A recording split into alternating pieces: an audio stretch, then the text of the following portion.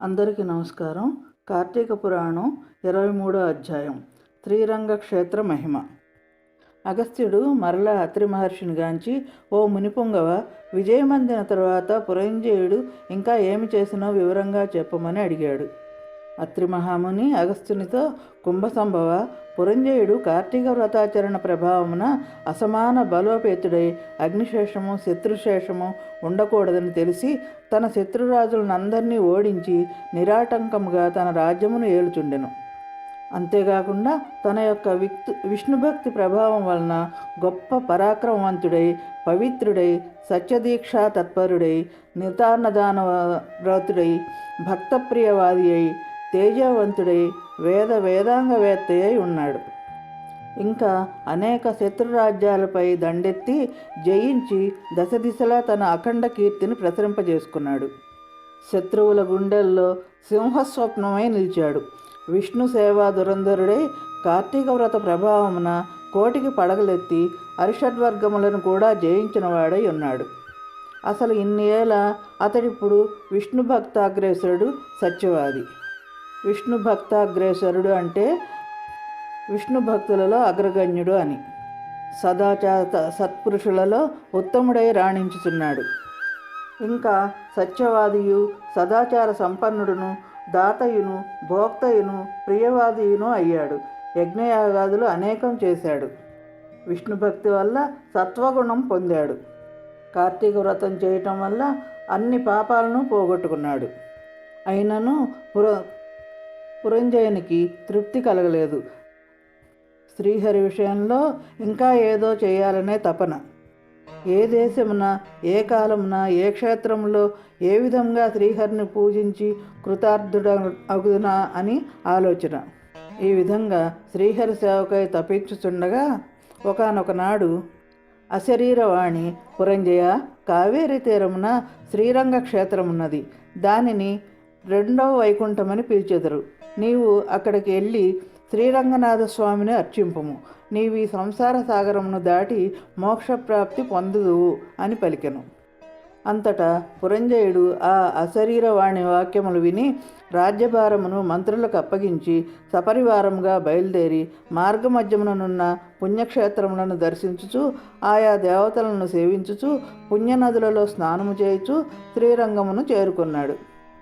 అక్కడ కావేరీ నది 2 పాయలై ప్రవహించుచుండగా మధ్యనున్న శ్రీరంగనాథాలయమున శేషశయ్యపై పౌళించి ఉన్న శ్రీరంగనాథుని గాంచి పరవశమంది చేతులు జోడించి ఆ శ్రీరంగనాథుని చూసిన తన్మయత్వంలో దామోదర, గోవింద, గోపాల, హరే కృష్ణ, వాసుదేవ, అనంత, అచ్యుత, ముకుంద, పురాణపురుష, హృషీకేశ, ద్రౌపదీమాన సంరక్షక, దీనజన భక్తపోష, ప్రహ్లాద వరద, గరుడధ్వజ, కరివరద, పాహిమాం పాహిమాం, రక్షమాం రక్షమాం, దాసోహం పరమాత్మ దాసోహం అని హరినామ కీర్తన చేశాడు. కార్తీక మాసం అంతయు హరిపూజా తత్పరుడై స్నాన దాన జప హోమాదులు చేయుచు నాగశయనుడైన రంగనాథుని భక్తి శ్రద్ధలతో ఆరాధించి మాసాంతమున ఉద్యాపన చేసి తిరిగి అయోధ్యకు బయలుదేరాడు. పురంజయుడు శ్రీరంగనాథ స్వామి సమక్షమున కార్తీక మాసంలో చేసిన వ్రతముల మహిమ వలన అతని రాజ్యమందలి జనులందరూ సిరి సంపదలతో, పాడి పంటలతో, ధనధాన్యాలతో, ఆయురారోగ్యములతో ఉన్నారు. ఇంకా ప్రజలందరూ తమ తమ వర్ణాశ్రమ ధర్మములను అనుసరించి ప్రవర్తించుచు అన్యోన్యానురాగములు కలిగి ఆనందముగా ఉన్నారు. ఇట్లున్న తన పట్టణమును చూసి పురంజయుడు ఎంతో సంతోషించాడు.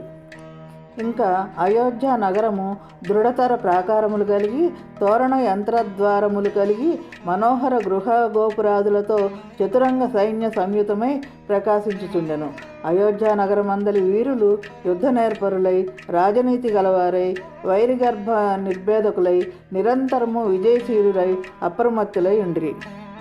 అయోధ్య నగరవాసులు తీర్థయాత్రలు ముగించుకొని తిరిగి వచ్చిన తమ రాజునకు ఎదురు వెళ్ళి మంగళవాద్యములతో తూర్యధ్వనులతో నగర ప్రదక్షిణ చేసి నిజాంతఃపురమున ప్రవేశపెట్టిరి.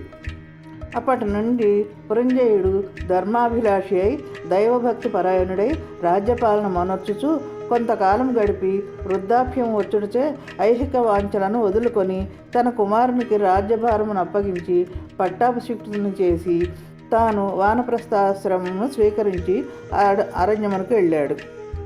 అతడు ఆ వానప్రస్థాశ్రమం నందు కూడా ఏటేటా విధిగా కార్తీక వ్రతం ఆచరించుచు క్రమక్రమంగా శరీర ముడుకుడిచే మరణించి వైకుంఠమును పొందాడు. కనుక ఓ మునిశ్రేష్ఠ, కార్తీక వ్రతం పుణ్యప్రదమైనది, అన్ని కోరికల్ని తీరుస్తుంది. కార్తీక ధర్మాలు శ్రమకరాలు కావు, కేశవుడికి అవి ఎంతో ఇష్టం. అటువంటి కార్తీక ధర్మాల్ని మానవుడు బుద్ధిపూర్వకంగా ఆచరించితే ఉత్తమ గతిని పొందుతాడు. సకల సుఖాల్ని ఇచ్చేవి పాపనాశనమైనదిను అయిన జయప్రదమైన కార్తీక వ్రతం చేయని వాళ్ళు కీడు పొందుతారు. ఈ అధ్యాయాన్ని విన్నవారి పాపాలు తొలగిపోయి ఉత్తమ గతిని పొందుతారు. విన్నారుగా పురంజయుని కథ. దీన్ని బట్టి మనకేం అర్థమవుతుంది? ఇప్పటి వరకు విన్న కథలను బట్టి మానవుడు ఎన్ని ఘోరాతి ఘోరమైన పాపాలు చేసినా కార్తీక మాసంలో తెలుసో తెలియకో ఒక చిన్న దీపం వెలిగించిన, చివరికి కొండెక్కిన దీపాన్ని మరలా ప్రజ్వలింపజేసిన, పెద్దలు చెప్పినట్లు ఏ చిన్న పుణ్యకార్యం చేసినా అప్పటి వరకు చేసిన పాపాలన్నీ భస్మైపోతాయి అని. కానీ కొంతమంది అజ్ఞానంతోనూ మరికొంతమంది అహంకారంతోనూ ఈ విధంగా కార్తీక పురాణాన్ని విమర్శిస్తూ వస్తున్నారు. చిన్న పుణ్యం చేస్తే లేదా చిన్న దీపం వెలిగిస్తే పాపమంతా పోతుందట. ఇది సాధ్యమేనా అనుకుంటున్నారు. ఒక చిన్న దీపం వెలిగిస్తే పాపమంతా పోయేట్లయితే అందరూ పాపాలు చేస్తారు కదా అని కూడా అనుకుంటున్నారు. నిజమే, చిన్న దీపం వెలిగిస్తే పాపమంతా పోతుంది. కానీ ఎలా? ఆ విధంగా పాపం పోయినప్పటి నుంచి మనుషులు ధర్మ ప్రవర్తనలై భక్తి మార్గంలో నడవాలి, పురంజయుడిలాగా. అలా కాకుండా చేసిన తప్పులకు పశ్చాత్తాపం అనేది లేకుండా మళ్ళీ మళ్ళీ తప్పులు చేస్తే మాత్రం వారికి ఇహపరలోకాల్లో కూడా క్షమాభిక్ష అనేదే ఉండదు. సరికదా? పాపభారం రెట్టింపు అవుతుంది. అప్పుడిక బాధపడుతూ ఏ మాసంలో ఏ పుణ్యకార్యం చేసినా ఏమీ ఫలితం ఉండదు, ఫలితం శూన్యం. భగవంతుడు దయామయుడు. మనకు మానవ జన్మనిచ్చి సత్కర్మాచరణకు అవకాశం ఇచ్చాడు.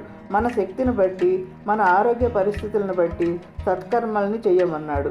అయినా కూడా మనం ఇహభోగాలాలసత్వంతో తప్పులు చేస్తూ పోతూ ఉంటే పాపం భగవంతుడు మాత్రం ఏం చేస్తాడు? పురంజయుడు చూడండి, మొదట ధర్మ పరిపాలన చేశాడు. అప్పుడు అతనికి ఏ కష్టాలు లేవు. ఆ తర్వాత అహంకారంతో అత్యాశకు పోయి అధర్మానికి పాల్పడ్డాడు. దాంతో రాజ్యంతో సహా ఉన్నదంతా పోగొట్టుకున్నాడు. తర్వాత గురువు పెద్దలు చెప్పిన మాటలు విని భక్తి మార్గాన్ని అనుసరించాడు. ఆ శ్రీహరి దయతో విజయం సాధించాడు. కానీ అప్పటి నుండి ధర్మవర్తనుడై జీవించి ముక్తి పొందాడు. కార్తీక వ్రతం చేయటం వల్ల అన్ని పాపాలు పోగొట్టుకున్నాడు. యజ్ఞయాగాదులు అనేకం చేశాడు. విష్ణు భక్తి వల్ల సత్వగుణం పొందాడు. కనుక మనమందరం కూడా పురంజయుడిలాగా సత్కర్మలు చేస్తూ కార్తీక వ్రతాన్ని చేస్తూ ముక్తిని పొందుదాం. అహంకారంతో కోపంతో ఎవరైనా విష్ణు భక్తులను బాధిస్తే ఆ శ్రీహరి ఆ భక్తులకు ఎలా అండగా నిలుస్తాడో, ఆ అహంకారులను ఎలా శిక్షిస్తాడో తర్వాత అధ్యాయాల్లో అంబరీష్ మహారాజు కథ ద్వారా తెలుసుకుందాం. ఓం నమః శివాయ. ఓం నమః శివాయ. ఇట్లు స్కాంద పురాణాంతర్గత వశిష్ఠ ప్రోక్త కార్తీక మహత్యమందలి త్రయోవింశోధ్యాయము అంటే 23వ అధ్యాయము సమాప్తం.